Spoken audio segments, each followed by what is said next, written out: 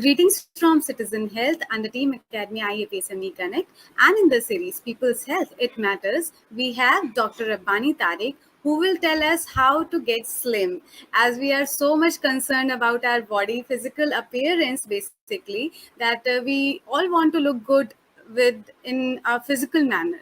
So we have Dr. Rabbani Tariq. He is a lifestyle medicine physician with his background from community medicine.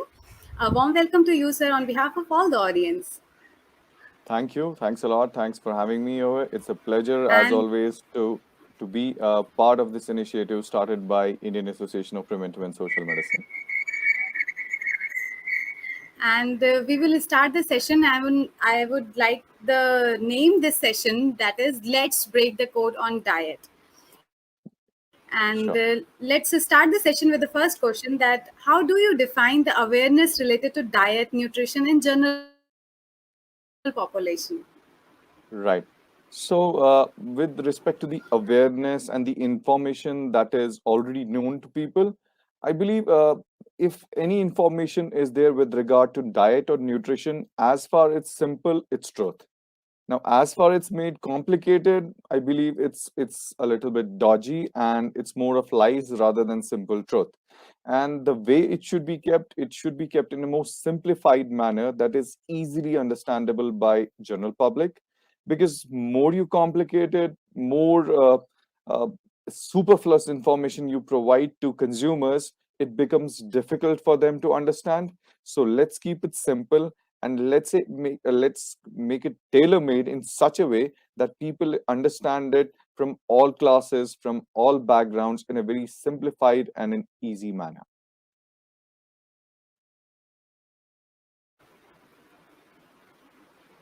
Okay, and how far it's good to consume processed food? Yeah, And with respect, yeah. before that, I'll also like to know from your opinion, from your side, that what is processed food exactly? Yeah, Is I was Maggie and all basically, these are also processed yes, food? I was coming to the same question, the background about it. So basically, in since history, when foodstuffs were consumed, they were consumed in the most raw form, right? And as civilizations improved, as times evolved, uh, the way the food have been consumed by humanity, it has changed. Okay, it has been made readily available in different ways. It has been processed or transferred to such an extent where it can be consumed in a very easier manner. Now, having said that, what has led to the issues that it has led a superfluous of certain calories with it. So what basically is the processing is that you change the form of food in a manner that's it's easily digestible, but at the same time it becomes is something like that you add a lot of calories to it. So if we take an example of an apple, apple can be consumed in a number of ways, right? As simple raw form of apple, right?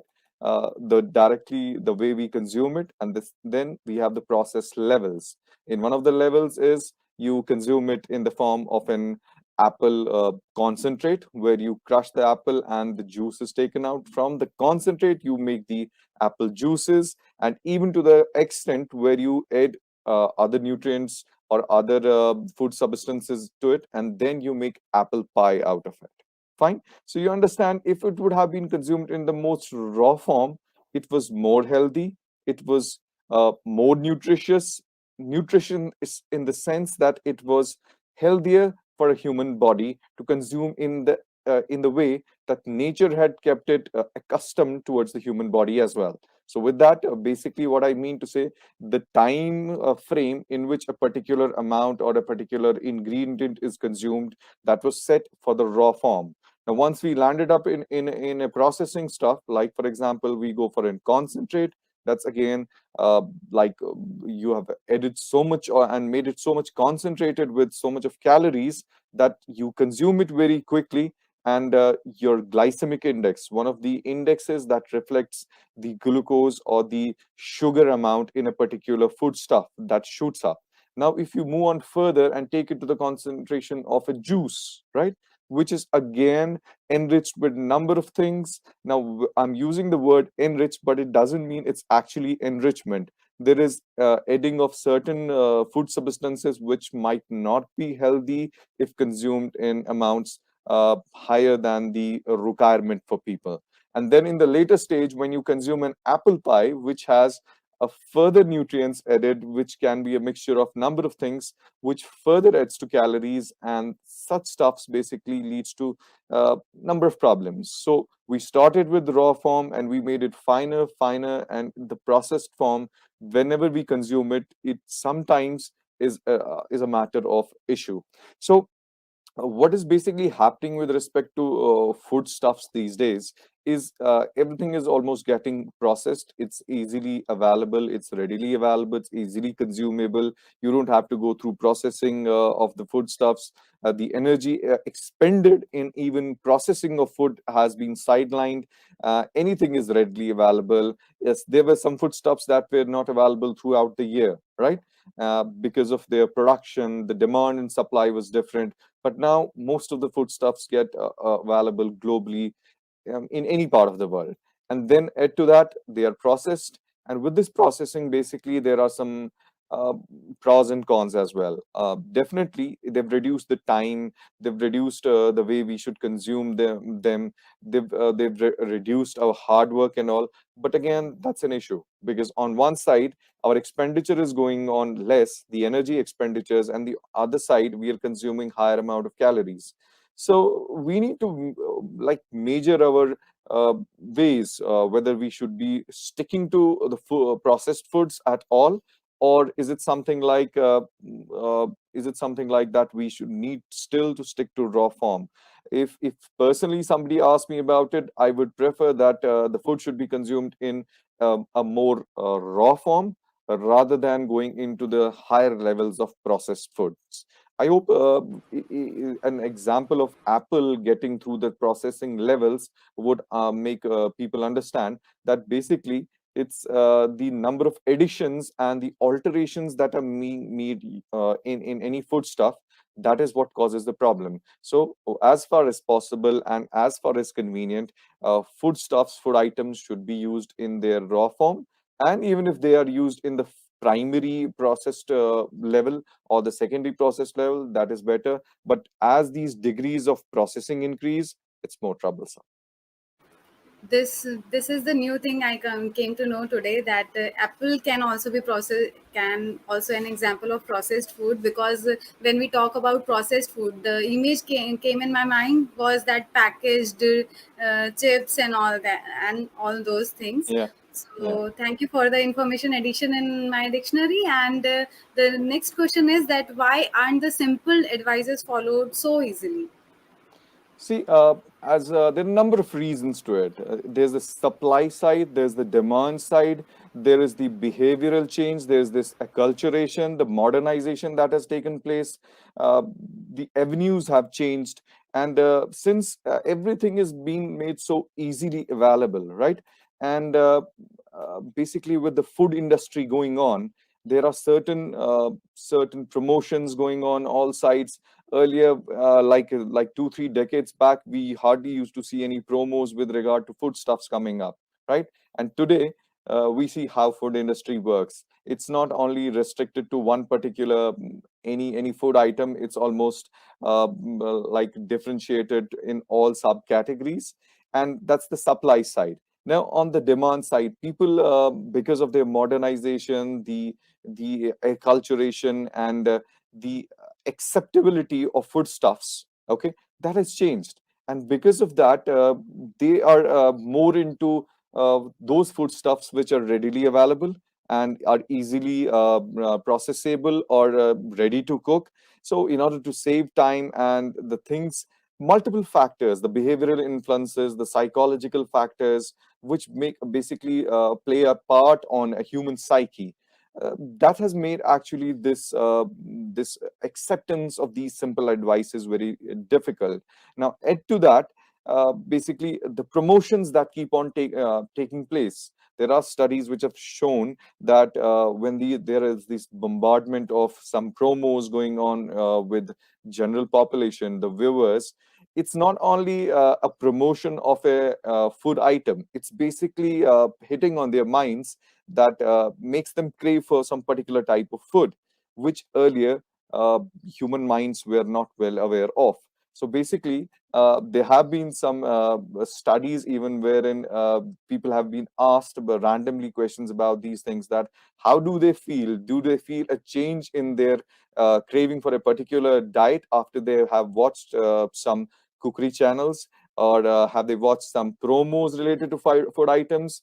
And trust me, you can Google out those literature, those researches, and you'll get the answers. And we all know the answers, what exactly they are. So there are a number of lobbies, there are a number of factors which basically work in the background, in the foreground, that make us drive towards a non-healthy way of diet. So I hope that sums it up, how exactly what is the problem, that people are not exactly following the exact simple advices. So, what you mean is that promos say and advertisement say lalach mat karo, go for a hard work, cook, and then eat See, only. we And we need to strike out a balance out of it. It's not, I'm saying completely that we should shun away a exactly. processed food, or exactly just restrict to raw food. No, we need to strike a balance, and we need to go through certain awareness campaigns with respect to the nutrition materials. Right. So, what, according to you, are the reasons of nutrition related disease? I mean, the weight gain or the Yeah. obesity side? So, as I mentioned already, some of the factors that I mentioned is basically with related to the nutrition, the promotional, the supply, and the demand side. Some other factors that basically come into play are, like, for example, the restriction of physical activity. Now, almost like two to three decades back, our physical activity was much higher.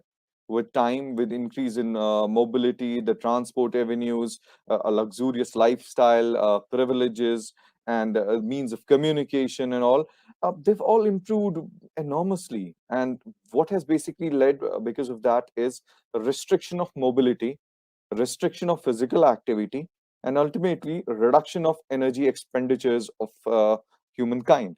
And that is one of the prime reasons also that has led to onset of certain diseases. We'll say weight gain diseases. Now that's one of the reasons. And on the other hand, there have been some endocrine issues that have set in because of the lifestyle restrictions. Now in lifestyle medicine, we say there are a number of factors, these multimodal factors, which basically influence a particular disease. Okay.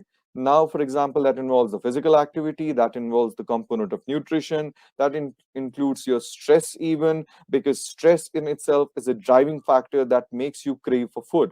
Okay, if you do not have your sleep, hygienic sleep, a good sleep over the night, there are mechanisms, there are neurohormonal mechanisms in your body that lead to craving for food in the morning hours, in the daytime. So this dynamics keeps on influencing the humankind, the human brain, in a way that we land up in such a vicious cycle of diseases. And add to that, there are certain studies that have come up which say that there are some food industries which basically there are people who are working behind such platforms where they try to put in such food substances in a particular food stuff, wherein you will crave for such kind of food stuff more, right? So neuroendocrine disruptions and all. So there are a number of factors adding to it, and that actually has led to the problems of weight gain, or the obesity pandemic, what we call. And sir, I have seen many people who are on diet. I have seen those people that they make them hungry, keep them hungry for such a long time. Is that good? Is that pattern Mm, good, or should they eat yeah. on a very short time? What should be the pattern should they follow? Yeah. So, if we say a particular diet is, it fits everybody, it's the same diet that's significant and that will work for every other person out there. No, it's not. It's as per the lifestyle medicine or the preventive medicine protocols. It's basically the individual case to case based assessment. What is the requirement? What is the behavioral change, the level of behavioral change the person is in? What is their biochemical parameters? What is their level of body mass index, their weight, and other parameters?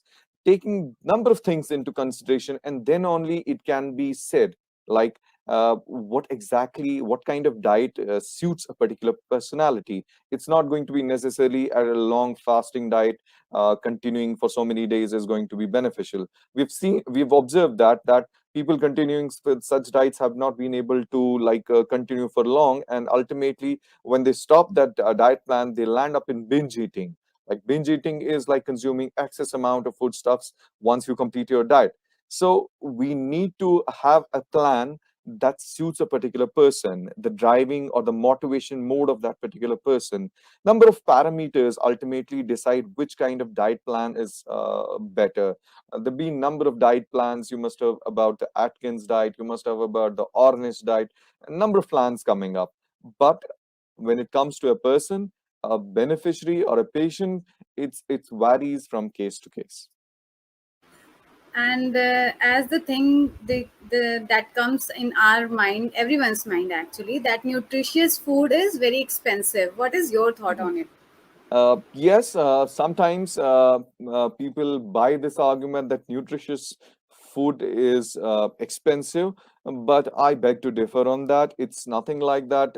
It isn't necessarily that food stuff that is expensive is going to be nutritious. It's rather more, it's more detrimental nowadays, because we find lots of food stuffs, food items, which are very costly, pretending or portraying to be very nutrient foodstuffs, but basically in the garb of those nutrients, this is something more than food, but not food, as we call it in lifestyle medicine. I'll simply give a tip about it. What we say that if you go across your labeled food stuff, for example, and you find there are more than 3 or 4 labeled ingredients to it, okay, and it might be food, but there's definitely something more than food that is being put into it. So uh, as far as possible, as far as convenient, it should be a minimal and in a simplified way presented to people. Yeah. So in your opinion, what can be done to aware the people what the food they are consuming, or what should they consume other than seeing the label only? Yes. Yeah. So there are a number of initiatives that can come up with respect to the nutritional awareness programs. People need to realize which foodstuff is better for their health, even if they cannot afford any particular foodstuff. For example, the animal proteins most of the times are costly, but for as a replacement of animal proteins, we have the plant proteins as well, readily available, and they're not that costly. Fine. And then there is this vegetarian diet that needs to be followed. That's very much essential, right? And there are a number of issues happening due to high protein diet. There are a number of issues happening due to only restricting to vegetarian diet. Awareness campaigns with regard to such restrictions or such taboos need to be addressed. Fine. And talking about the labeled foodstuffs or the frontal package labeling, that initiative has been started in the South Asian component, and even it's been on cards since last 3 to 4 months, even in India. I'd say that it's such awareness initiatives where people basically read these awareness, these food labels.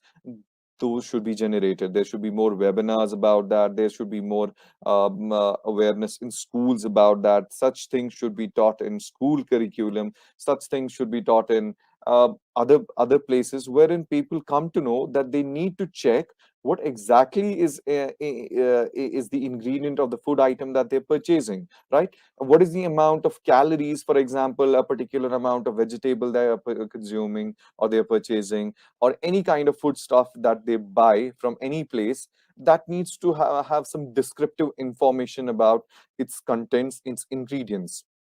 So basically increasing the knowledge of people. Now information with respect to other parameters have increased. There has been an infodemic with respect to a particular disease we've been observing for the last 1.5 years. Now similarly, ways need to be find out that we need to make people aware about the foodstuffs, the variety of foodstuffs that are in the organized sector as well as in the non-organized sector. Right. So we have talked so much about the diet, and the ultimate motto is to be a slim, be a healthy. So, what Yeah. is your opinion on weight loss programs? Okay, so with respect to the weight loss programs, there have been a number of them. Okay, but what basically is the mantra behind them? The focus should be on the behavioral economics, right? It's not that one day we wake up and then we decide that we need to lose the weight and we will just do it. No, the focus should be on the behavioral modification. That includes our diet control, that includes our physical activity, that includes our stress control, and then the most important parameter, that's the sleep, and having this good amount of sleep in a hygienic way. So number of factors that needs to be taken into consideration. Our work environment where we work, where most of the times we find that we work at a stretch of around 8 to 10 hours. So we need to take breaks. We need to have a 30-minute physical activity in any part of the day, at least 5 to 6 times in a week. So there are a number of things that need to be followed, and the most important among them is the behavioral economics. With that, I mean there need to be constructed such supportive measures in our environment, which would be helpful overall to the population and not on the individual levels. Now see, anybody will not be able to afford a gym, a health club, right? So we need to build such an environment in a place, in a region, where people would be encouraged and supported to move in a physical activity. We need to have parks, we need to have some open spaces where people come in close associations and they land up in physical activities. We need to encourage better nutrition. We need to discourage other kind of foodstuffs which basically are superfluous in calories and basically don't suffice your hunger but overload you with calories. So number of such things need to be addressed on the population level, at the group level, and at the individual level as well.